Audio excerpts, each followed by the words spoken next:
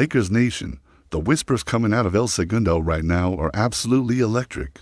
And if you've been following the subtle shifts in how Rob Pelinka has been maneuvering behind the scenes, you already know that something massive is brewing. Welcome back to Lakers News Fan Report, your ultimate destination for breaking news, exclusive insider information, and the most detailed analysis on our beloved Los Angeles Lakers. I'm here to walk you through a development that could fundamentally transform this team's championship trajectory. And I need you to stay locked in because what I'm about to reveal has the potential to elevate us from playoff contenders to legitimate title favorites. This isn't speculation. This isn't clickbait. This is real basketball analysis based on credible reporting and strategic evaluation of where this franchise is heading. Let me start by acknowledging where we are right now as a team. The 2025-26 season has been a journey of discovery, of growth, of watching pieces come together in ways that frankly surprised a lot of people around the league. Adri Ayton has been nothing short of phenomenal since joining the Purple and Gold. The chemistry he's developed with Luka Doncic and Austin Reeves has been seamless. The pick-and-roll action between Luka and Ayton has become one of our most reliable offensive weapons, and Ayton's motor, which was questioned during his time in Phoenix, has been consistently strong. Over his last 8 games, he's posted double-doubles in 5 of them, giving us that interior presence and rebounding anchor we desperately needed. His ability to protect the rim, finish around the basket, and provide that second-chance opportunity through offensive rebounds has been invaluable. But here's the thing about championship teams, and this is something I've learned from covering this organization through multiple eras. Good is never good enough when you're the Los Angeles Lakers. We don't hang banners for making the playoffs. We don't celebrate conference finals appearances. We measure success by championship rings. And while Ayton has been tremendous, there's a legitimate question about whether we have enough front-court depth and versatility to compete with the elite teams in the Western Conference. When you look at teams like Denver with Nikola Jokic, or the Timberwolves with Karl-Anthony Towns and Rudy Gobert, or even the Warriors with their versatile big man rotation, you start to realize that having one quality center isn't enough in today's NBA. You need options, you need different looks you can throw at opponents, and you need the ability to adjust your lineup based on matchups. This is where Rob Pelinka's genius comes into play. The Lakers front office has been quietly monitoring the trade market, evaluating potential targets, and identifying players who could take this team to the next level. They're not looking for role players or marginal upgrades. They're hunting for impact talent, for someone who can be a genuine difference maker in playoff basketball. And according to credible reporting from respected NBA analysts, there's one name that keeps surfacing in conversations around the league. One player whose skill set perfectly complements what we already have. One talent who could be the missing piece that transforms us from contenders into champions. Before I reveal who that player is, let me paint the picture of what we're looking for. We need someone who can stretch the floor, who can pull opposing big men away from the basket and open up driving lanes for Luka and Austin. We need someone who's comfortable operating in pick-and-pop situations, who can knock down three-pointers consistently and make defenses pay for leaving him open.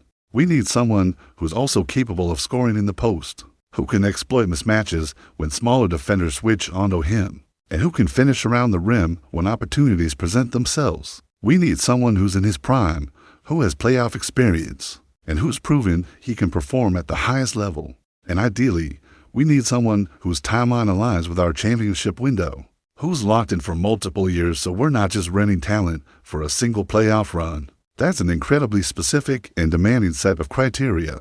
And there aren't many players in the NBA who check all those boxes. But there's one player who does. One player who's currently playing for a team with no realistic playoff aspiration this season. One player who represents the single best asset available on the trade market right now. I'm talking about Utah Jazz forward Lauri Markkanen. And the more you dig into what he brings to the table, the more you realize this could be the perfect fit for what the Lakers are trying to accomplish. Let me break down exactly why Markkanen makes so much sense for us. First and foremost, the shooting. This is a 7'1" center who's a career 37% three-point shooter. Think about that for a second. We're talking about a legitimate big man who can space the floor at an elite level, who can stand beyond the arc and knock down shots with consistency. This season, he's shooting 38.8% from deep while averaging nearly 30 points per game. That's not a typo. Markkanen is putting up 29.9 points per game for the Jazz, and he's doing it efficiently with a 48.5% field goal percentage overall. Those are all-star numbers. Those are the kind of production metrics that immediately elevate any team's offensive ceiling. Now imagine what that shooting ability does for our offensive system. Luka Doncic operates best when he has space to work, when he can attack closeouts and make plays in the paint without facing a collapsing defense. Having Markkanen on the floor alongside Ayton would give us the legitimate scoring threats in the front court, would force opposing defenses to make impossible choices about who to help off. It would create driving lanes that simply don't exist when you have traditional non-shooting big men clogging the paint. Austin Reeves, who's been so effective attacking the basket and creating for others, would benefit enormously from having Markkanen's gravity pulling defenders away from the rim. Our entire offensive ecosystem would level up with that kind of floor spacing, but Markkanen isn't just a shooter. And this is where people who don't watch him regularly miss the full picture of his game. He's an excellent rim runner in transition. He makes quick decisions in the low post when he has size advantages, and he's a legitimate lob threat in pick-and-roll situations. His offensive versatility means he can play alongside Ayton in certain lineups, or he can serve as the primary big man in smaller, more perimeter-oriented units. That flexibility is invaluable in playoff basketball, where you need to adjust your rotations based on what the opponent is doing. Against teams that go big, we can match their size with Ayton and Markkanen together. Against teams that go small, we can use Markkanen as our lone big and surround him with shooters and playmakers. Let's talk about the specific numbers Markkanen is putting up this season, because they're truly remarkable. 29.9 points per game puts him in the conversation with the league's elite scorers. His 6.1 rebounds per game might seem modest, but remember he's playing for a Jazz team that's struggling and often playing from behind, which limits offensive rebounding opportunities. The 2.1 assists per game show he's willing to make the right play and isn't just hunting his own shot. And he's doing all of this as a high-usage player on a team that's 5-10, which means defenses are keying in on him, game planning specifically to stop him, and he's still producing at an elite level. Imagine what those numbers could look like when he's playing alongside Luka Doncic, when he's getting cleaner looks, when he's not facing constant double teams because defenses have to respect multiple scoring threats. Now let's address the elephant in the room, the contract. Markkanen signed a 4-year, $195.8 million extension that kicked in this season, which means any team that acquires him is committing to paying him through the 2028-29 season. That's a significant financial commitment, and it's not something the Lakers would enter into lightly. But here's the thing, championship windows are precious and fleeting in the NBA.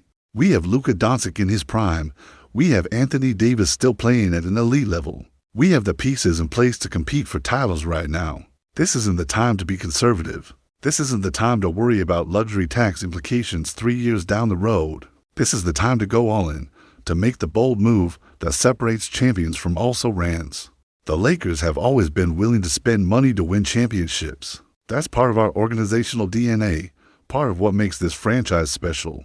Jeannie Buss and Rob Pelinka understand that Lakers fans expect excellence, that we measure success by banners hanging in the rafters, and that sometimes you have to make significant financial commitments to acquire championship-caliber talent.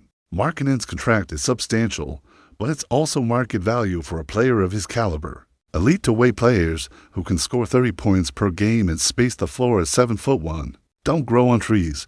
If we have the opportunity to acquire someone like that, we have to seriously consider it regardless of the financial implications. The question becomes, what would it take to actually make this trade happen? The Jazz are clearly in rebuilding mode. They're 5-10 and have no realistic playoff aspiration this season. They're looking to accumulate draft capital, to acquire young players with upside, and to position themselves for long-term success rather than short-term wins. Markkanen represents by far their most valuable trade asset, the player who could net them the biggest return in terms of picks and prospects for Utah. This is about maximizing value, about getting as much as possible for their best player while his trade value is at its peak. From the Lakers' perspective, we likely have to part with significant assets to make this work. We're talking about multiple first-round picks, probably some pick swaps, and potentially 1 or 2 of our young players who have shown promise. Names like Rui Hachimura or Jart Vanderbilt might need to be included to make the salaries work, and to give Utah some roster continuity. That's a steep price, There's no question about it. But when you're acquiring a player of Markkanen's caliber, a player who's 28 years old and in the prime of his career, a player who addresses specific needs and elevates your championship odds, you have to be willing to pay the price. Let me talk about fit for a moment because that's ultimately what matters most. How would Markkanen actually integrate into our system? What would lineups look like? How would minutes be distributed? These are the practical questions that determine whether a trade makes sense beyond just the talent acquisition. I see Markkanen playing significant minutes at both the 4 and the 5, depending on matchups. In certain lineups, you could have him alongside Ayton, with one of them playing more of a perimeter role. In other lineups, you could have Markkanen as your lone big man surrounded by Luka, Austin. At perimeter shooters, the versatility he provides opens up so many different lineup combinations and gives our coaching staff options they simply don't have right now.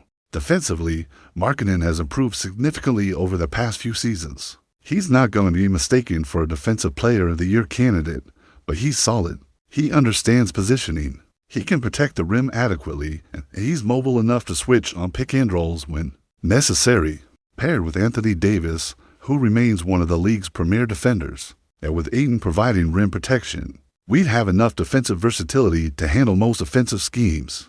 The key is that Markkanen's offensive contributions would far outweigh any defensive limitations. And in today's NBA, where scoring efficiency often determines playoff success, having a player who can get you 30 points on good shooting splits is invaluable.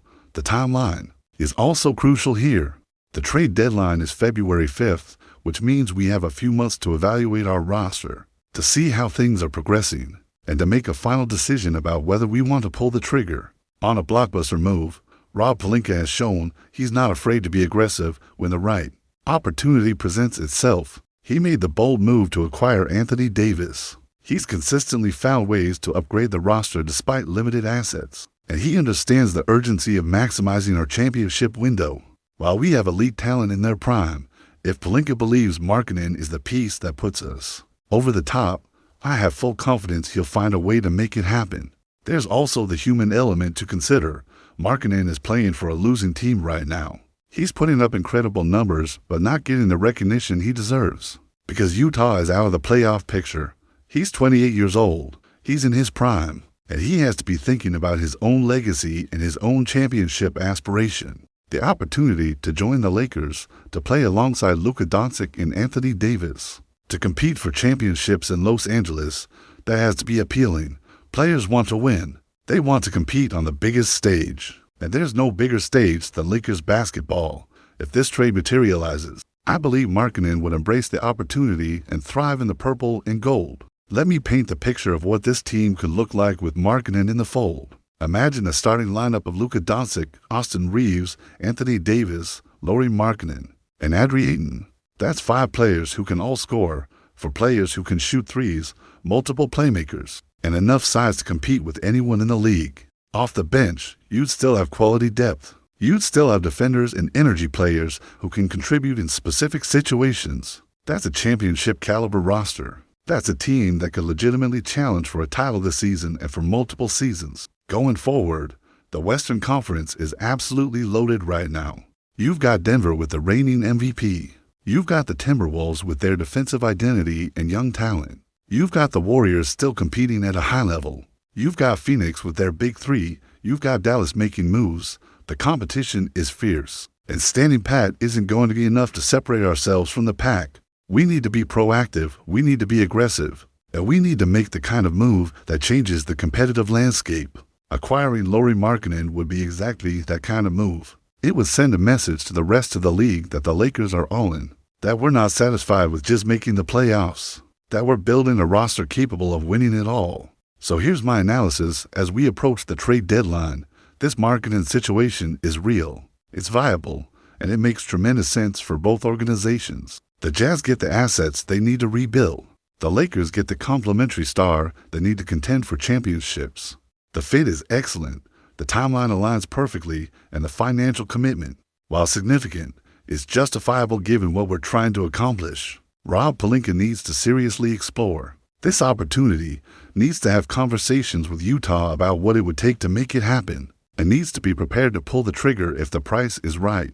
Now, I want to hear from you, Lakers Nation. What do you think about the possibility of trading for Lauri Markkanen? Would you be willing to part with multiple first-round picks and young players to acquire him? Do you think he's the missing piece that puts us over the top? How would you feel about his contract extending through 2029? Drop your thoughts in the comments below, because this community is what makes covering this team so special, and I genuinely value your perspectives and insights. If you want to stay ahead of every Lakers development, every trade rumor, every strategic analysis, and breaking news, as we approach the deadline, make sure you're subscribed to Lakers News Fan Report.